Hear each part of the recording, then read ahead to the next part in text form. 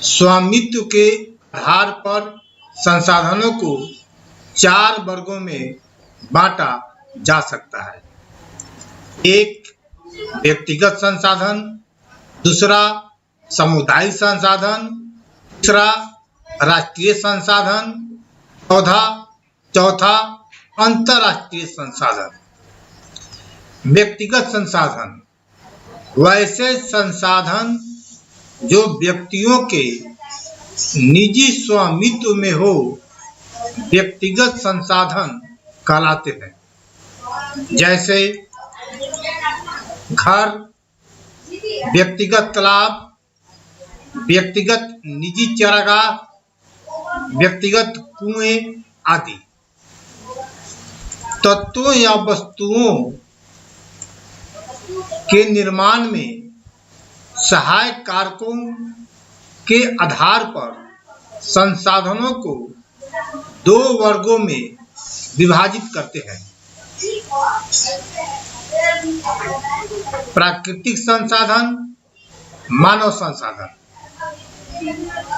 सामुदायिक संसाधन वैसे संसाधन जो गांव या शहर के समुदाय अर्थात सभी व्यक्तियों के लिए उपलब्ध हो। सामुदायिक स्वामित्व वाले संसाधन कहलाते हैं। जैसे सार्वजनिक पार्क, सार्वजनिक खेल का मैदान, सार्वजनिक चारागाह, शमशान, सार्वजनिक तालाब, नदी आदि। राष्ट्रीय संसाधन राष्ट्रीय संसाधन वैसे सभी संसाधन जो राष्ट्र की संपदा है, राष्ट्रीय संसाधन कहलाते हैं। जैसे सड़कें, नदियां, तालाब, बंजर भूमि, खनन क्षेत्र, तेल उत्पादन क्षेत्र, राष्ट्र की सीमा से 12 नॉटिकल मील तक समुद्री या 200 मील तक समुद्री तथा महासागरीय क्षेत्र, उसके अंतर्गत आने वाले संसाधन आदि। वैसे तो देश के अंदर आने वाली सभी वस्तुओं पर राष्ट्र का ही अधिकार होता है, चाहे वह कोई भूमि हो या कोई तालाब। सभी प्रकार की संसाधनों को राष्ट्र लोकहित में अधिग्रहित कर सकती है। जैसे कि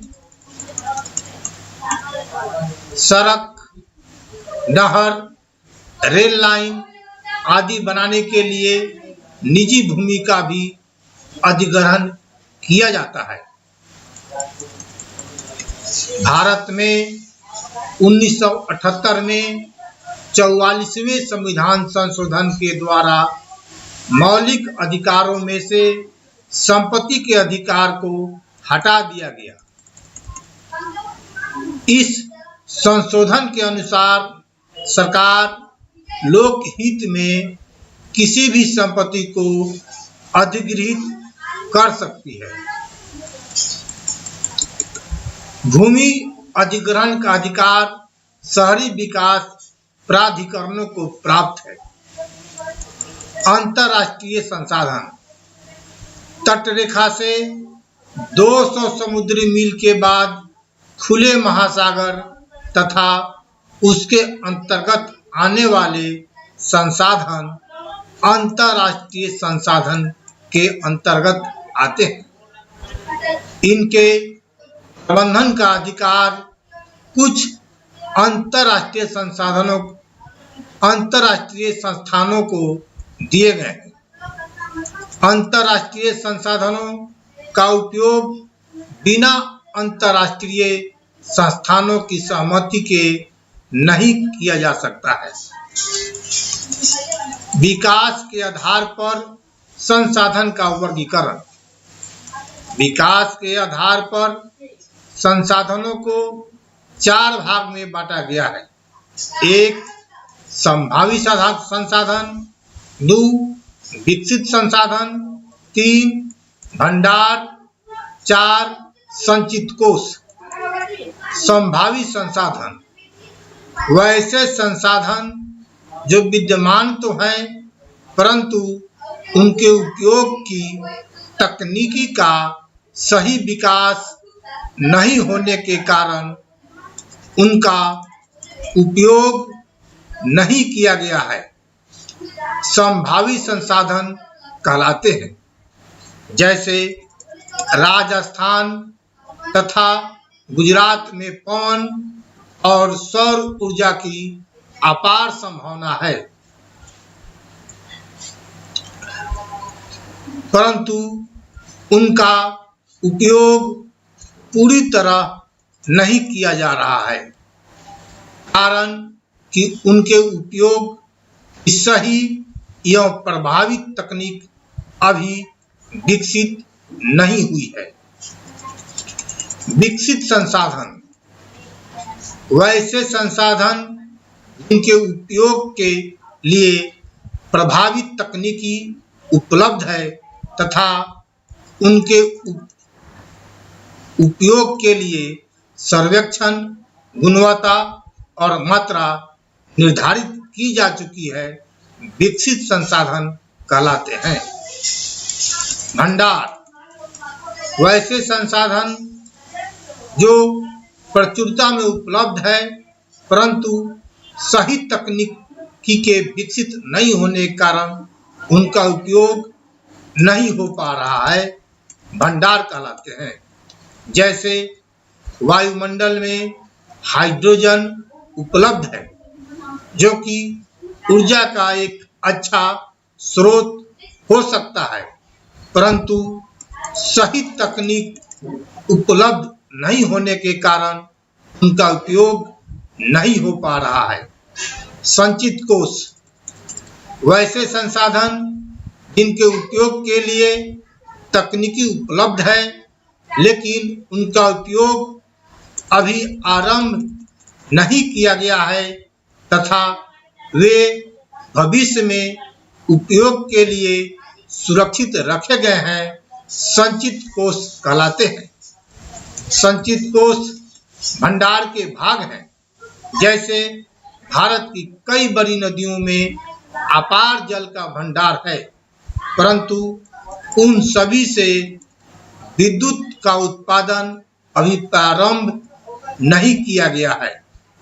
भविष्य में उनके उपयोग की संभावना है, अतः बांधों तथा नदियों का जल, वन संपदा आदि संचित कोष के अंतर्गत आने वाले संसाधन हैं।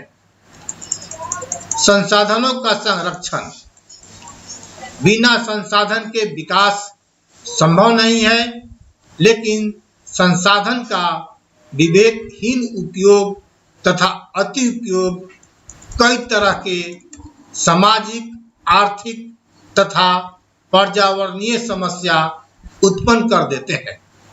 अतः संसाधन का संरक्षण अति आवश्यक हो जाता है। संसाधन के संरक्षण के लिए विभिन्न जननायक, चिंतक तथा वैज्ञानिक आदि का प्रयास विभिन्न स्तरों पर होता रहा है।